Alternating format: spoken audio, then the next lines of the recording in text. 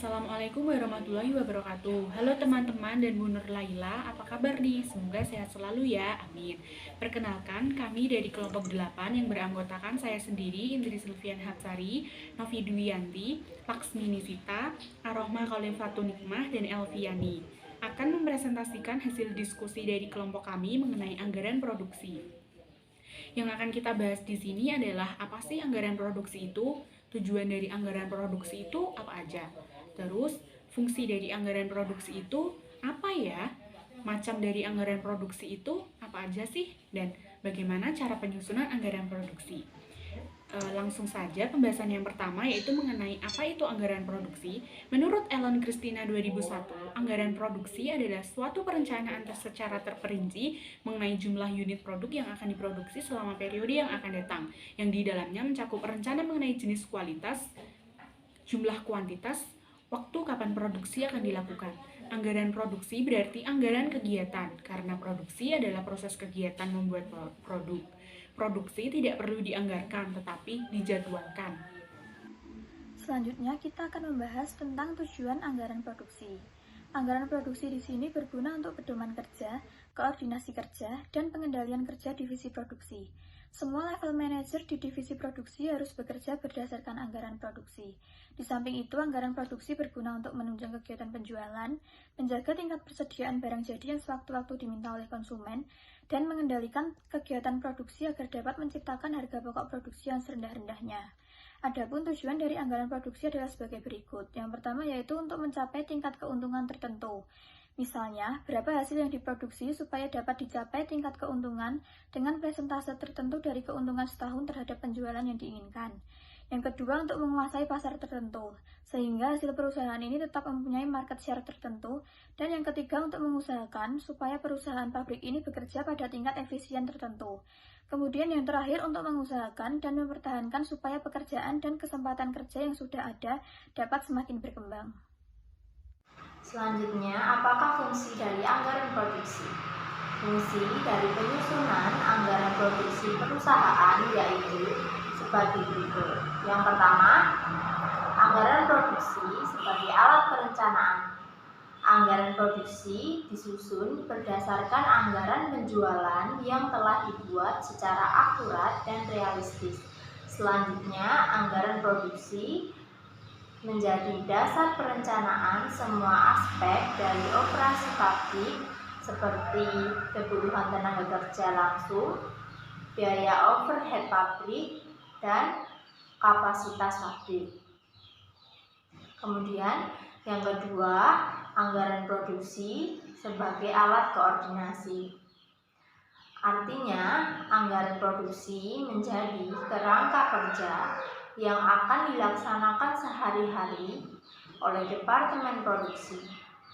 Yang ketiga, anggaran produksi sebagai alat pengendalian, yaitu anggaran produksi berguna untuk mengatur dan mengevaluasi kinerja aktual produksi, kemudian dilakukan perbaikan jika diperlukan.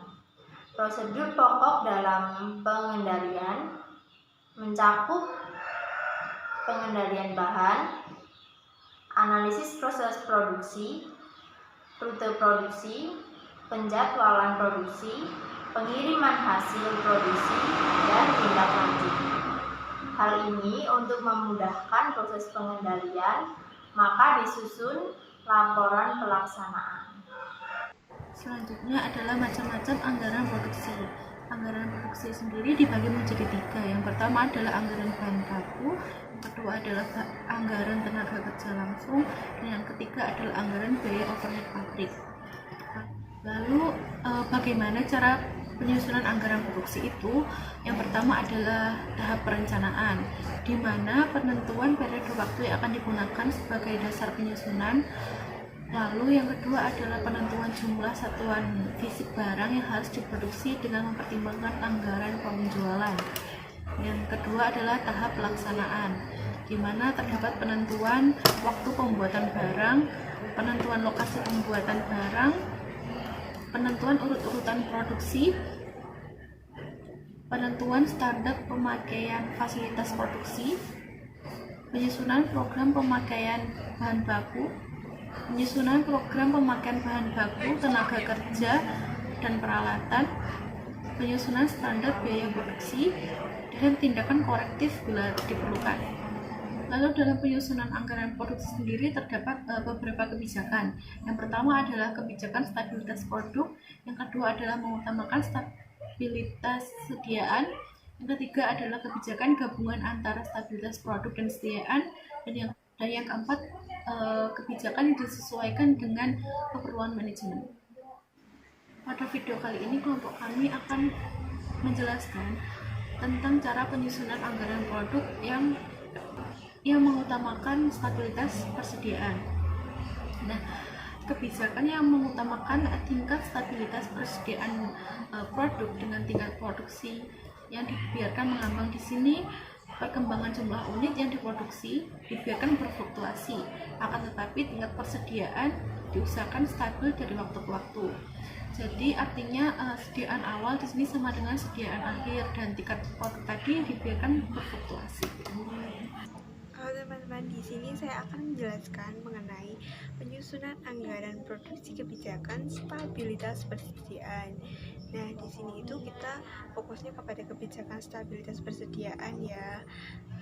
Nah, kita mengambil contoh yaitu misal diketahui PT Kencana memiliki rencana penjualan tahun 2021 secara total sebanyak 20.000 unit. Masing-masing TW itu triwulan itu sama. Perusahaan menetapkan persediaan awal sebanyak 5.000 unit dan persediaan akhir sebanyak 7.500 unit. Anda diminta membuat anggaran produksi untuk tahun 2021 dengan triwulan dengan menggunakan kebijakan stabilitas persediaan.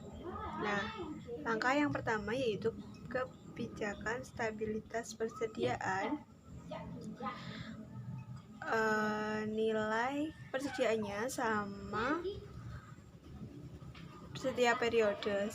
Persediaan awal 5.000, persediaan akhir 7.500, selisih 2.500 dibagi 4 karena ini dibagi 4 karena triwulan jadi 625. Kemudian yang langkah kedua yaitu jika persediaan awal kurang dari persediaan akhir, maka mencari persediaan akhir tiap triwulannya yaitu 625 ditambah persediaan awal.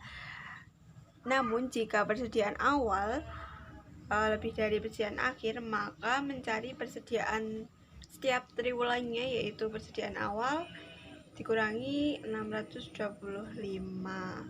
Nah, dalam kasus ini tadi persediaan awal lebih kecil dari persediaan akhir. Nih, persediaan awalnya kan 5.000, persediaan akhirnya 7.500. Jadi 5.000 kurang dari 7.500. Kemudian kita buat persediaan akhir triwulan pertama yaitu 5.000. Dari sini kita masukkan 5.000 ditambah 625, hasilnya 5.625. Ini karena dalam konsep ini yaitu persediaan akhir menjadi persediaan awal di tahun selanjutnya, yaitu jadi 5.625 ini kita taruh di triwulan kedua ditambah 625 memperoleh 6.250. Begitu seterusnya hingga 7.500. Kemudian kita taruh sini. Kemudian kita buat bagan seperti ini, yaitu yang mencakup rencana penjualan, persediaan akhir, barang tersedia dijual, persediaan awal, rencana produksi triwulan. Kita masukkan triwulan 1 5.000 sampai triwulan 4. Kemudian totalnya 20.000. Terus persediaan akhirnya kita peroleh dari sini, kita masukkan semuanya hingga 7.500 ini. Lalu barang tersedia dijual itu diperoleh dari 5.000 ini ditambah persediaan akhir. Jadi muncul, nah ini K3,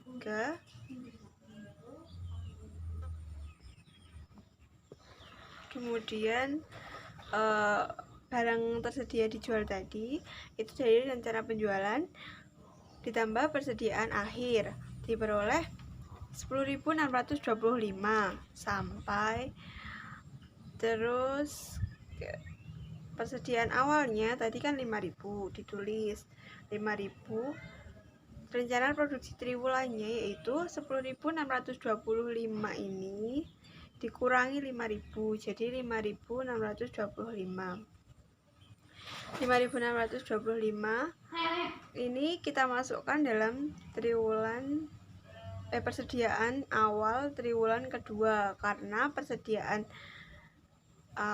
akhir triwulan pertama itu menjadi persediaan awal di tahun selanjutnya, yaitu sama seperti ini dimasukkan ke sini, ini juga dimasukkan ke sini, lalu di total hasilnya sama hingga memperoleh ini. Demikian tutorial yang dapat saya sampaikan.